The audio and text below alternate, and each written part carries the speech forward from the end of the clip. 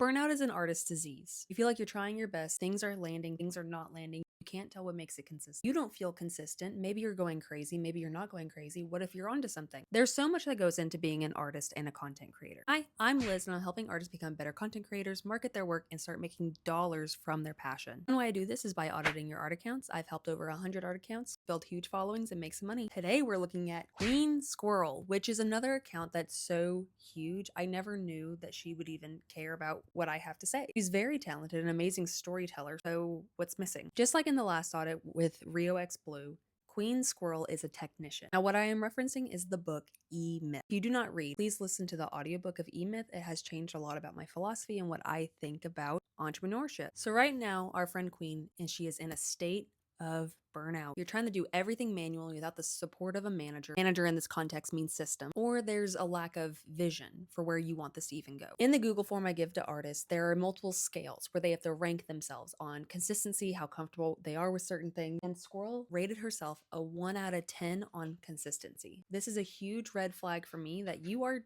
definitely feeling the burnout. You don't have a feedback system in place to even know how to know that you're doing the right thing. So we are going to move away from creating for social media and instead create a content system. Hopefully having this structure will help you reignite the passion that you originally found. Makes a technician different than an entrepreneur. In this case, a technician from an artist is the passion. A lot of us think that we go into business because of this passion. Really, we go into business because we want to make money from our passion. Once you add money into anything, of course, passion can dwindle once we start to work in the actual logistics of things. Because ultimately, we are artists. We are not marketers. We are not business owners. Customer service representatives. We are not any of these things, despite what our work histories might say and what society says we need to be to run a successful business. At our core, we are creatives and we just want to be creative. Having a rigid system seems like it's going to be uptight and take the joy away, but I promise you, once you start working in a system into your routine, it will set you free. So we are going to start treating every posting as a logistical task, not a creative one. Before we get into that, let's talk about your ideal customer. Now, I think you have found your ideal customer. You speak directly to the cozy gamers or the magic girl enthusiasts. You know how to tell a good story even when it's not related to your art, but you're especially good at telling stories when it is related to your art. What we can do to change the messaging for our customers is to kind of let them be customers. What I saw a lack of, especially in your most popular post, was context for the fact that you sell art. In your post, you were commenting in the description that this was a commission, how much it cost, or just very briefly bringing it up,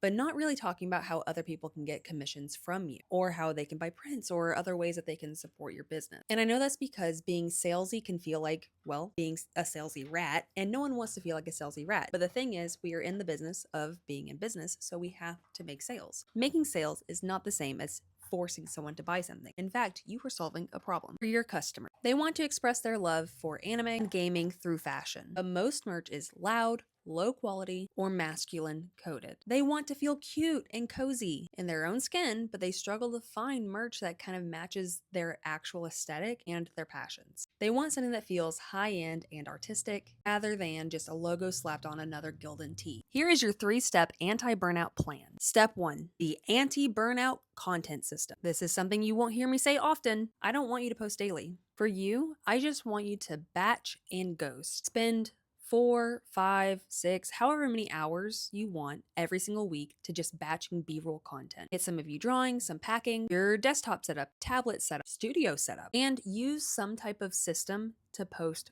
for you. For me, I have been using Repurpose.io, which I will add that to my link in bio. I personally love it. I have been able to post only on TikTok and it automatically will post to Instagram, YouTube, and anything else I want it to, but right now that's all I'm at. I highly recommend this tool. This way, you're not having to think about filming throughout the week. You're not having to burn too many mental calories trying to get stuff done for the business side of things, and you can actually allow yourself to be creative because you are a creative. Part 2 of your plan is to highlight the quality of your work. Your hero, your customer's problem is all about quality. If you're wanting to sell merch, you're gonna have to show close-ups of the shirts, the designs when they're printed on the shirt. Anything that you want to put your artwork on, show off the quality, show you using them, show someone wearing them, show a happy customer with it as social proof, and then give them a simple 3-step plan. Now, it's going to feel obvious that these things happen, but remember, there are instructions on a Pop-Tart box. On your website or in a video, I want you to make them a 3-step plan. Choose your charm or apparel. Received your hand-picked magical package. Upgrade your cozy aesthetic. It's simple, but gets the idea across of what you do and how you solve their problem. And you don't like to be on camera, and that's totally fine. So step 3 of your whole thing, continue doing story times. You're great at it. If you don't know what you're good at, that's what you're good at. But let's talk more about